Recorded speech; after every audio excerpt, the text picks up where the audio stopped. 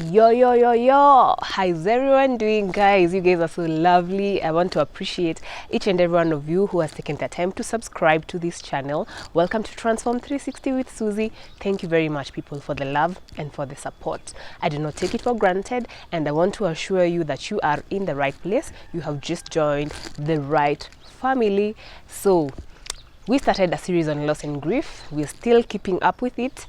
And guess what, guys? Have you ever thought of things that people say concerning loss and grief, or probably even heard of things that people say concerning loss and grief that are actually not true? Yes, that is what we call the myths. So today we'll be tackling myths concerning loss and grief.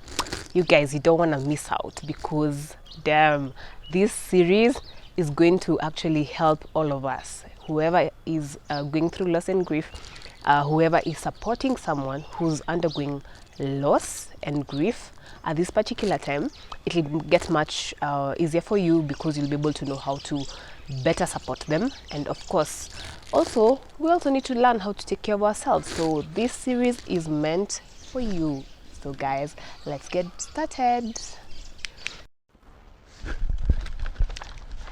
So the grieving process is highly individualized. It is very unique to a person. Okay, you don't expect, as much as there might be similarities in how different people grieve, but it is very, very unique to a person. And therefore, how someone copes with loss, or how someone goes through the grieving process, is determined by very many factors. One of them being their own life experiences might impact on how they grieve. Could be someone's personality, could be their coping ability, could be one's faith. That also plays a big role. And at the same time, just how significant that person or that thing was to this particular individual. All these things are factors that determine how someone ends up grieving or going through the loss. And then we all know that healing is gradual. It actually takes time. So please kindly don't hurry people. Don't tell them, by the way, it's been a whole 3 years and you're still mourning, you should move on. No. That's not how we should be handling people. Even we as ourselves, as individuals, we should be kind enough to ourselves. Let us be patient with ourselves even as we go through loss. Let us allow the process to naturally unfold, because it is important. It is important. And that cannot be overemphasized, because if we don't grieve successfully, automatically in the future or later, it will have greater negative impact on us and even those around us. So I wanted to tackle something very interesting. Have you ever heard of things that people say about loss and grief? Let me call them the myths. This is a topic that I know probably most of us will end up reflecting, and you're like, oh my God, oops, you actually found me there. Yes, I want us to actually go through a few factors. One of them is people saying that the pain will go away faster when you ignore it. Guys, you cannot ignore grief and loss. You cannot. In fact, the more you try to push that and to suppress that, the greater the negative impact it has on you. And so it is important that you face loss and grief head on. Allow yourself to experience all the emotions, allow yourself to grow through it, allow yourself to just process everything at your own speed, in your own pace. That is very key. Second thing, telling people to be strong. You guys, man, the guys who pull such statements, I hope will be better by the end of this session. Never ever tell someone to be strong.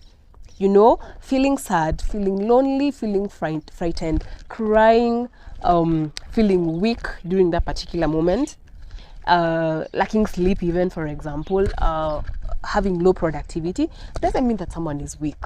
It does not mean that someone is weak. That is just a natural response of our bodies to whatever it is that we're experiencing. And therefore, don't tell people to be strong. That does not mean they are weak just because they are going through all those things. Not at all. And at the same time, have you heard of that statement that people tell guys, no, you must be strong for your brother, for your spouse, for your parent, for you guys. That is also something else that people really say so much Actually, it's very common. Be strong for your small sister. Be strong for your brother. Be strong for your spouse. Be strong for your parent. Guys, there is no need of trying to protect those around you and you're also not protecting yourself. You know what will happen? At the end of the day, it will just become even tougher for you. And of course, the moment it affects you more, it also affects those around you. So the best thing you can do to yourself and to those around you is to just allow yourself to experience all these natural responses towards loss. Because like we said, grieving takes time. Grieving is natural. And there are all those areas. It affects all areas of our lives, and we'll be able to explore that more. So kindly, let's allow ourselves to experience all that. Don't tell someone to be strong. There's nothing like that. That does not mean just because they're crying, they're weak. Not at all, okay? Thirdly, this one I've had this time and time again. People who go for funerals, or even, what do you call them? I don't know the exact term to use, but let me call it in Kiswahili. We say maombolezi, like the meetings that are held before someone is buried. I don't know how to call them in English, but like maombolezi. And then unaona watu wameenda kuambia mtu pole, someone is probably even crying, alafu kuna mwingine mwenye hali, probably it's a family that has lost their parent, for example.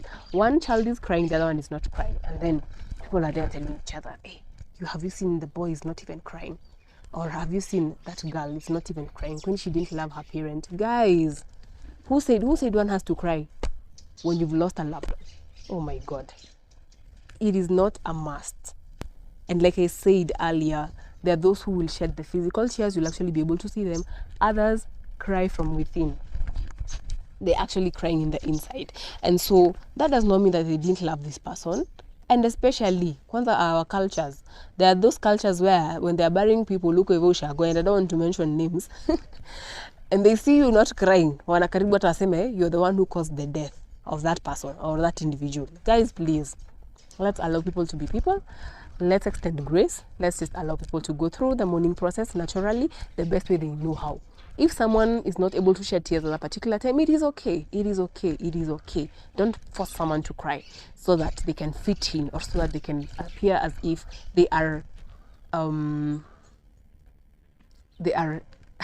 sadder than the rest. Okay, that is not right. And then people who pull those statements of, you've grieved for too long, get over it. I mean, it's been 20 years since this person left. It's been 3 years, for example, since you lost that job.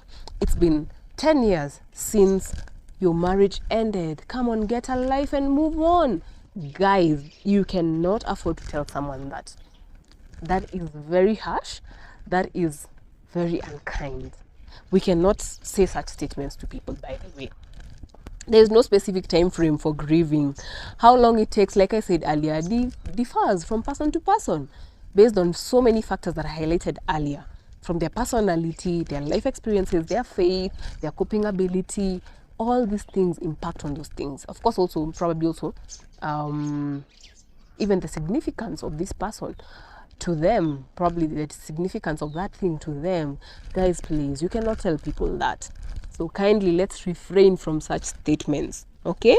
And then, hey, now, in fact, this one I know will get many people. Have you ever seen maybe someone has lost a spouse? Yes. And then someone moves on with life. And then someone is like, you know what? That man or that lady moved on so fast.